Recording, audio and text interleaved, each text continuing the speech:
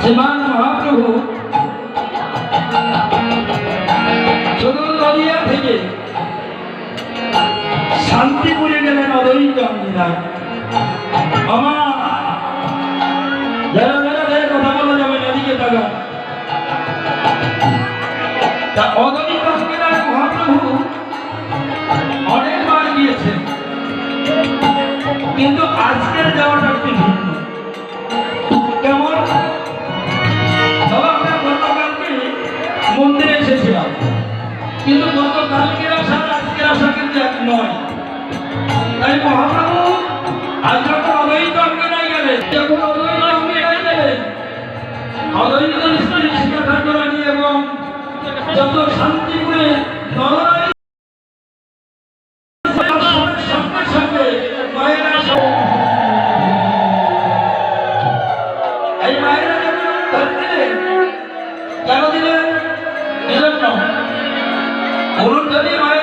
দিলেন? মহাপ্রভুর দর্শন। পিছন থেকে মতো করতে বলছে, বলে বাজিছে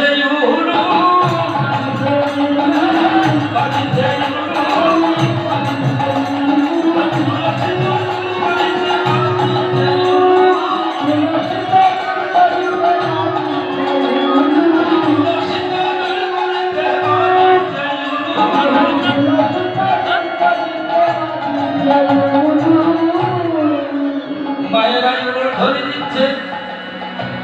এই মায়ের ধরে দিয়া দেখে শঙ্কর ফিরতে পারছে না। শঙ্কর কি করছে না? বলে বাজিছে শঙ্কর, বাজিছে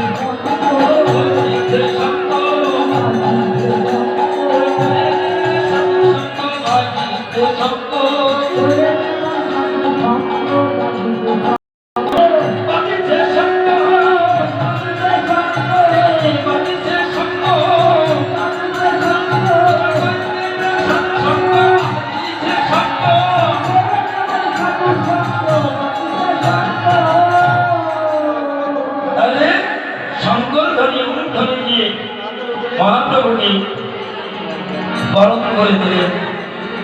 বরণ করলে আজ শান্তিপুরের যত নরনারী ছিল তারা সকলে মহাপ্রভুকে বরণ করলেন।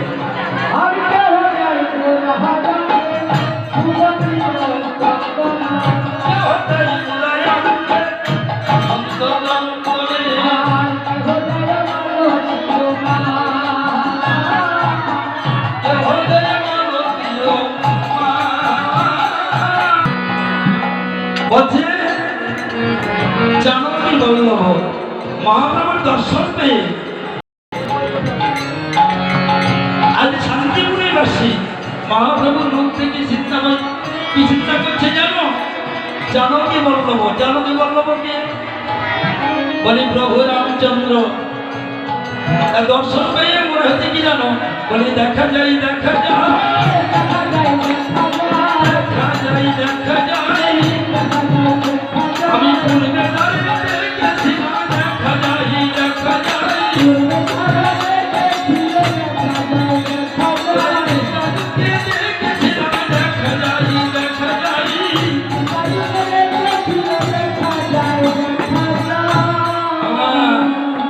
আমি দীর্ঘা যুগে দেখেছিলাম এই যে জামকে বল্লভ রামচন্দ্র, আজ রামচন্দ্র কি হলেন, আজ সেই রামচন্দ্র কৃষ্ণ হলেন, কৃষ্ণর পরে গৌর হয়ে আর নদিয়ায় শশীগর্ভ সিন্ধু মাঝে এসে অদ্বৈত আজ্ঞায় গেলেন আবির্ভাব গ্রহণ করতে, মানে নিমন্ত্রণ গ্রহণ করতে। হরে কৃষ্ণ।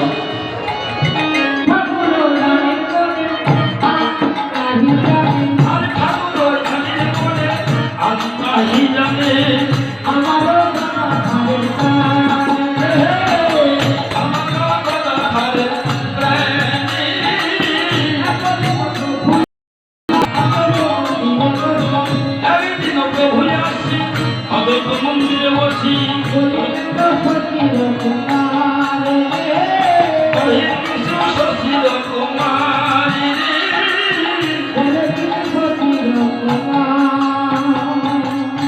হরে কৃষ্ণ। আসতে বললেন একদিন প্রভু আসি। হরে কৃষ্ণ। বাবা বাবুর আর নেই বাবা, আতুরাটা বাবুকে জয় রাধে। এই বাবুর কিনা যেন ভুল করবেন। জয় রাধে।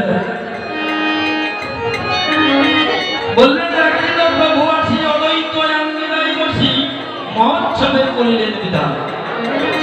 বাবা আসলে আমরা তো অধিবার শুনতে আসি কিন্তু শুনি না, কিন্তু অধিবার শুনি না। কেন শুনি না? ওই সেই দাঁড়ির প্রসাদ বাঁধতে বাঁধতে বেলার কাজ শেষ হয়ে যায়, এই জন্য শোনার হয়। সেবার মহাপ্রভু আসলেন,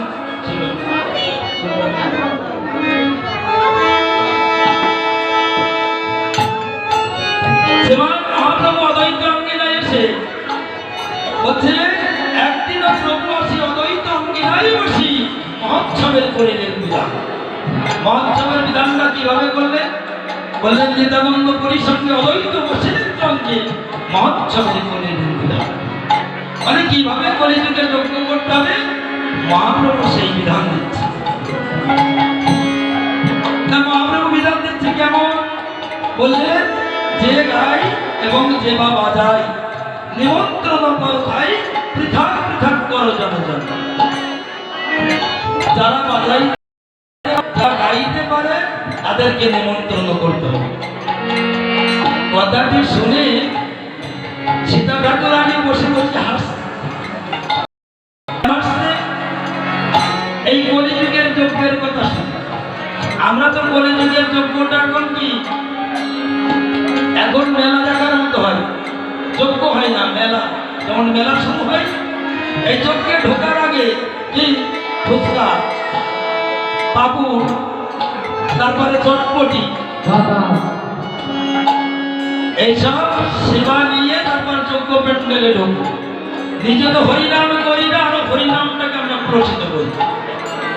এই জন্য সীতা ঠাকুরানী বলছে বলে কি বা কইছে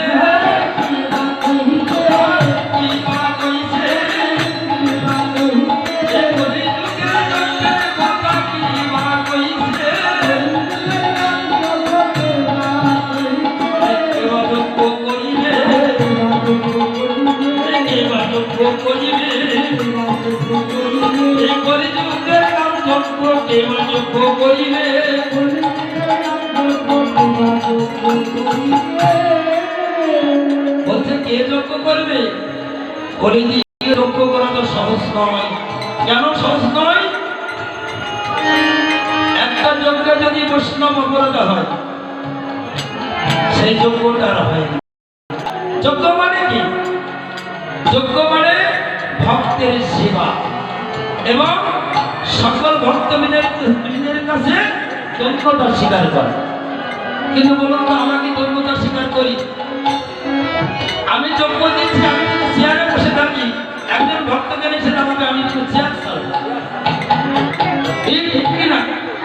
এটা আমাদের ঘটছে, আমাদের জীবনে এটা ঘটছে। তাই বলছে কে বা যজ্ঞ করিবি, কলিযুগের যজ্ঞ করলে যতটা পূর্ণ ফল হয় তার থেকে বেশিটা আমরা পাপ সঞ্চয় করি। হরিনামের দায়িকা শক্তিটা আসছে না, এই জন্য কারেন্টের ভালোতে ঠিক আছে, আলোটা জ্বলছে, কারণ ভিতরে সংযোগটা লাইটটা নষ্ট হয়ে গেছে। শ্রীমান মহাপ্রভু বলছে যে দেখো তোমরা যজ্ঞ করো, কিন্তু যজ্ঞের যে বিধানটা দিচ্ছি এই বিধান মধ্যে যজ্ঞ করো। তাহলে যে যজ্ঞ করেছিলেন ধর্মরাজ যুধিষ্ঠির,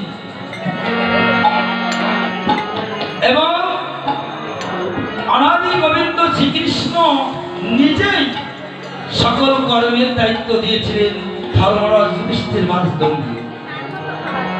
কি করলেন? এই যে আজকে আমরা রান্না করতে দিয়েছি অন্নপূর্ণা, যজ্ঞের মহাপ্রভু যে যজ্ঞের ধারণটা, এই ধারণটা তো সেই দাপার যুগ থেকে আসছে, এটা এই যুগের না, দাপার যুগের যজ্ঞ।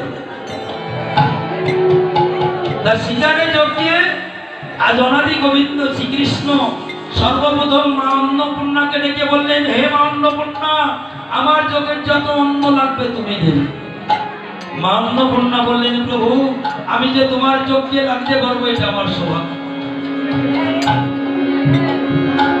দত্ত দানব যে যেখানে ছিল সকলকে নিমন্ত্রণ করলেন, কৈলাসে নিমন্ত্রণ করলেন শিব পার্বতীকে। শিব বলছে চলো যাই যজ্ঞ দেখে আসি, কৃষ্ণ যজ্ঞ করছে। আস্তে পার্বতী বলছে আমিও যাবো। শিব বলছে থামো থামো, তোমার 10টা হাত, তুমি যদি প্রভুর যজ্ঞে যাও, এই 10টা হাত দিয়ে যদি তুমি প্রভুর যজ্ঞের সেবা করো, আমার প্রভুর যজ্ঞের ঘাটতি হয়ে যাবে, তোমাকে তো যেতে হবে না। সেদিন পার্বতী বলেছিল, প্রভু আমার 10খানা হাত পেয়েছি ঠিক আছে, কিন্তু আমার এই 10খানা হাত দিয়ে যদি আমি প্রভুর যজ্ঞে যেতে পারি, আমি কি করবো জানো? আমার প্রভুর যজ্ঞে যখন ভক্তরা যখন প্রসাদ খেয়ে প্রসাদী পাতা ফেলে দিবে, আমার এই 10খানি হাত দিয়ে আমি কি করবো জানো? আমি ওই এটো পাতা ওদের কুড়াইব, আমি এটো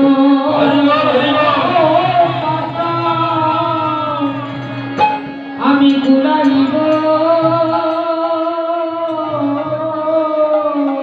আমার প্রভুর যজ্ঞে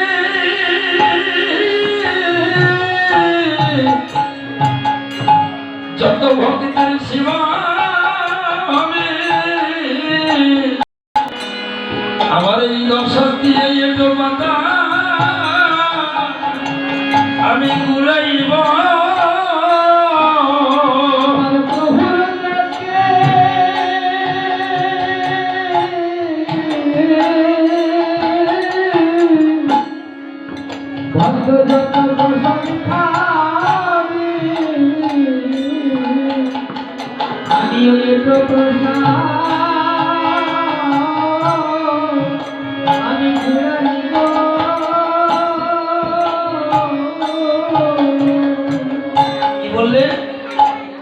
আমি এই 10 হাত দিয়ে এটো পাতা উড়িয়ে দেব।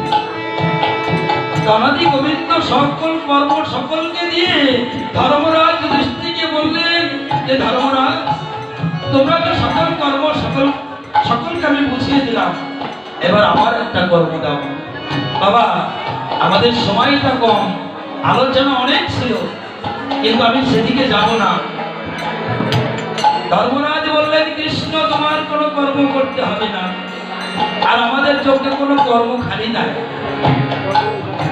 কৃষ্ণ বলল, তোমরা যদি কর্ম না দিতে পারো, আমার কর্ম আমি নিজেই খুঁজে দেব। তা কি করলে? অনাদি গোবিন্দ শ্রীকৃষ্ণ আজকে গলে বস্ত্র দিয়ে ওই ভক্ত সেবা করবার জন্য সকল ভক্তের চরণ সেবা করেছে। আমার আজকে সেই যজ্ঞ আমরা করতে যাচ্ছি। তাই যখন চরণ সেবা করলেন পরম বৈষ্ণব শিব। বাবা কথা বলতে গেলে তো অনেক তথ্য এসে যায়। সেই পরম বৈষ্ণব আর সেই পরম বৈষ্ণব শিব সবকিছু পরিত্যাগ করে সর্বশেষ দিয়ে শ্মশানে বসে থাকলেন। কেন? শুধুমাত্র ভগবানের ভজন করবার জন্য। ভজনটা তো সহজ নয়। নির্জনে বসে বসে ভজন না করলে ভজন হয় না। আর আমরা এখন হাটে বাজারে সব জায়গায় ভজন করি বাবা। দেখবেন জপের মালা হাতে দিয়ে ছাগল খাওয়াতে যাচ্ছে, জপের মালা আছে, ওই পেইরা মারতে যাচ্ছে, জপের মালা আছে। অনেকে আবার নামের আসরে এসে মালা জপ করছে। বাবা শাস্ত্র কি বলছে শুনুন, শুনে রাখুন কথাটা। যেখানে হরি কথা কৃষ্ণ কথা হয় সেখানে হচ্ছে ভাগবত ধাম। আপনি একটা মন দিয়ে এসেছেন ভাগবত ধামে হরি কথা কৃষ্ণ কথা শ্রবণ করবার জন্য। যখনই আপনি মালাটা জপ করছেন, বলুন তো আপনার একটা মন কি মালার দিকে দিবেন না হরি নামের দিকে দিবেন? তার এই জপটাও হচ্ছে না, হরি নামটাও শোনা হচ্ছে না। আপনি নিজেও অপরাধী হয়ে গেলেন, মালা অপরাধী হয়ে গেল, আবার এই ধামটাকেও অপরাধী করলেন। এই জন্য যখন জপ করবেন, ঠাকুর হরিদাস যেমনি ভাবে জপ করেছিলেন, বলেছিলেন যে আমি 3 লক্ষ জপ না করা পর্যন্ত কারোর সঙ্গে কথা বলি না। শাস্ত্র, শাস্ত্রটা পাগলামি করার জিনিস নয় বাবা। শাস্ত্রটা পাগলামি করার জিনিস নয়। শাস্ত্র থেকে কথা বলবেন। যখন জপ করবেন, ঠাকুর ঘরের সামনে সুন্দর করে একটা আসন দেবেন, আসমন করবেন, আসমন করে সুন্দর করে মালা জপ করবেন। আপনার জপটা সাত্বিক হবে, হবে কিনা? আর যদি আমার মনটা অন্যদিকে থাকে, আমি যতই হরিনাম করি না কেন বাবা, আমি কীর্তন করছি, আপনারা হাসাহাসি করছেন, তাহলে কি কীর্তনটা হবে? হবে না। ভক্ত ভগবানের সঙ্গে আকর্ষণ রাখতে হবে। তাই জন্য আজকে ভগবান জগৎকে শিক্ষা দিলেন যে যজ্ঞ করতে হলে আগে সকলের চরণে তলে পড়ে চরণ সেবা করতে হবে। জয় জয়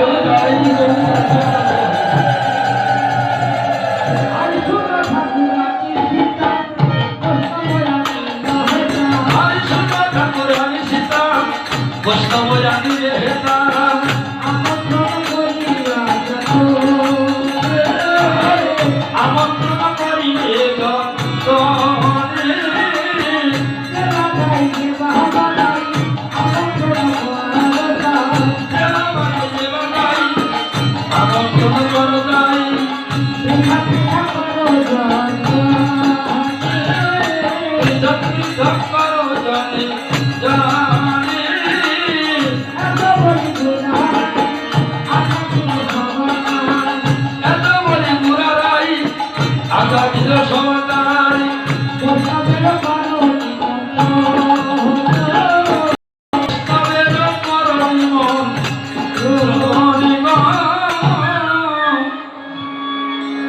এবার শ্রীমান মহাপ্রভু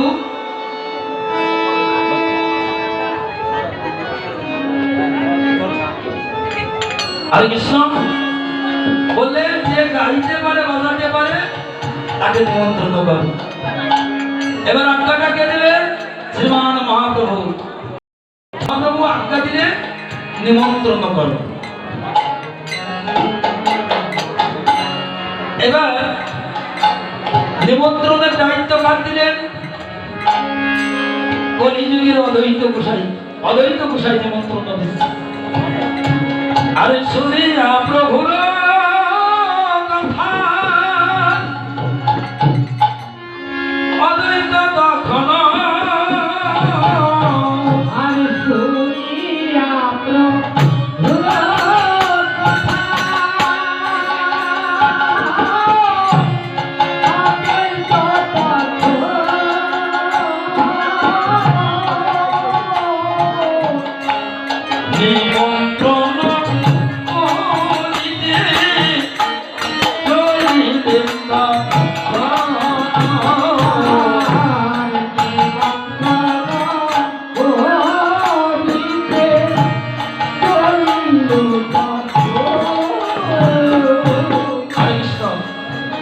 অদ্বৈতের ভূমিকায় আজ চণ্ডীপুর রাধা গোবিন্দ মন্দিরের তরফ থেকে আমাদের এই ছোট ভাই দাঁড়িয়েছেন সকল বৈষ্ণবকে নিমন্ত্রণ করার জন্য।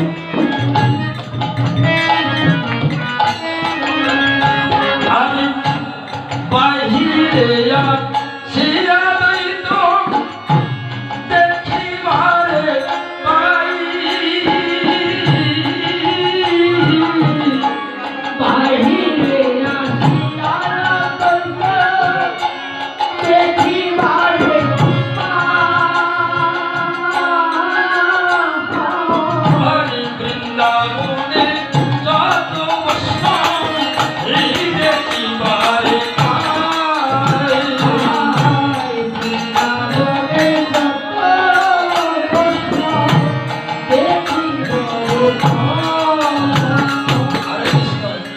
মহাপ্রভুর আদেশ নিয়ে অদ্বৈত গোসাই নিমন্ত্রণ দিতে যাচ্ছে। উনি ঘরের ভিতর থেকে বাইরে এসে থাকে নিমন্ত্রণ দিয়ে আগে বৈষ্ণবরা সময় হাজির। অদ্বৈতর মনে মনে খুব আনন্দ লেগে গেল। দেখে কি বলছে, বলে তারাই তো এসেছে, তারাই তো এসেছে, বৃন্দাবনের যত বৈষ্ণব তারাই তো এসেছে,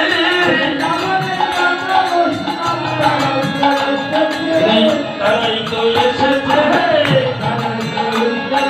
গৌরের সঙ্গ ধরে তারাই তো এসেছে।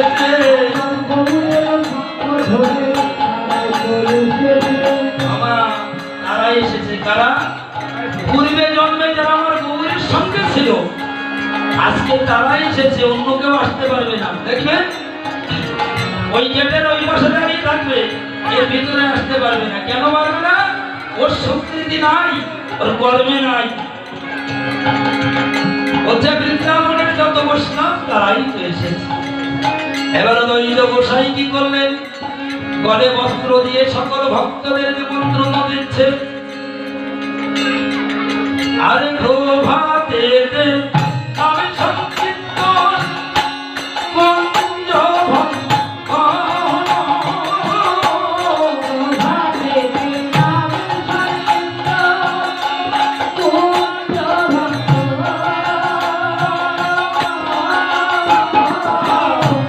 নগর পরিক্রমা করে করিবে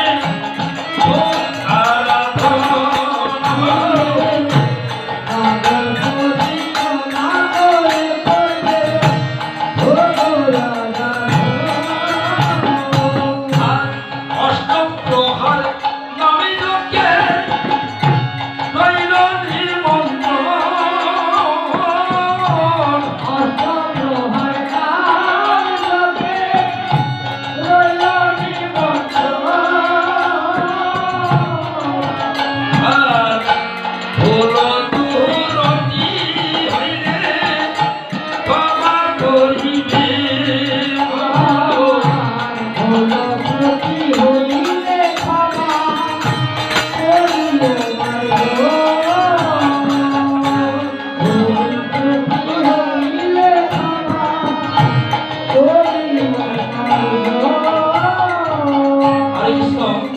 তো আমাদের সকলের পক্ষ থেকে আজকে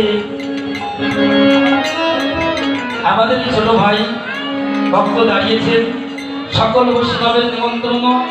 আপনারা সকলে হরিনাম সংকীর্তন শ্রবণ করবেন, মহাপ্রসাদ গ্রহণ করবেন এবং ভোগ আরাধনার পরে সকলেই যাবেন। জয় জয় নিতাই গৌর প্রেমানন্দে হরি হরি গৌরেশ্বর।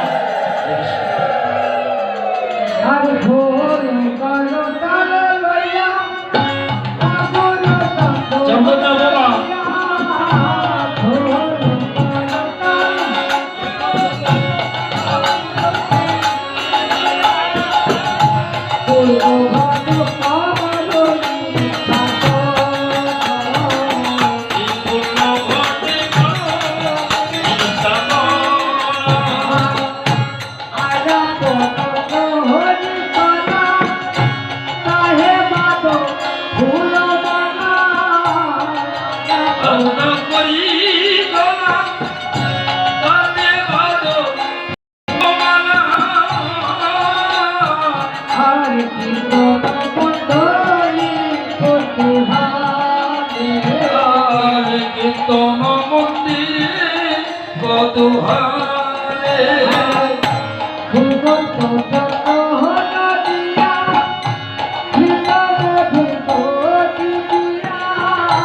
সুগন্ধ চন্দন দিয়া ঘৃত মধু দধি দিয়া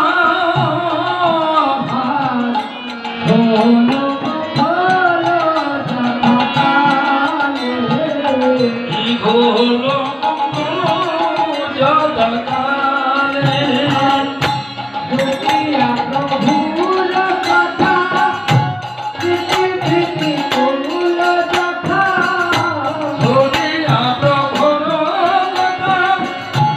ইতিবিধি করো যথা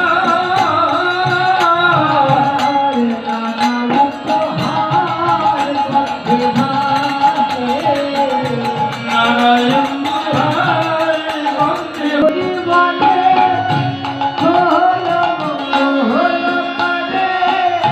সবে হরি হরি বলে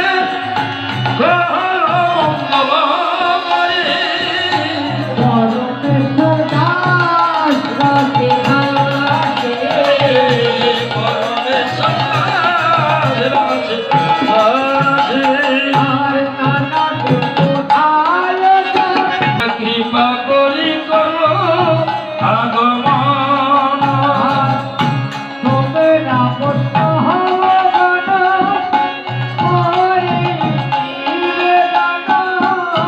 তোমেরা বৈষ্ণবগণ মরি এই নিবেদন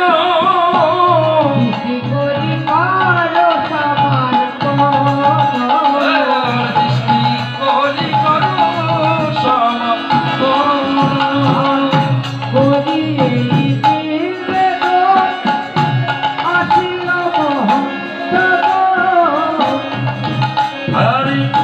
করি নিবেদন আসিল অন্তগণ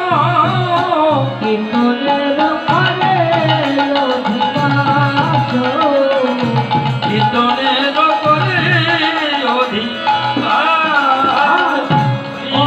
এই তো অধিবাস এই তো অধিবাস আজি হল মঙ্গলের সাথ এই তো অধিবাস এই তো অধিবাস এই তো অধিবাস এই হল মঙ্গলের সাথ এই তো অধিবাস এই তো অধিবাস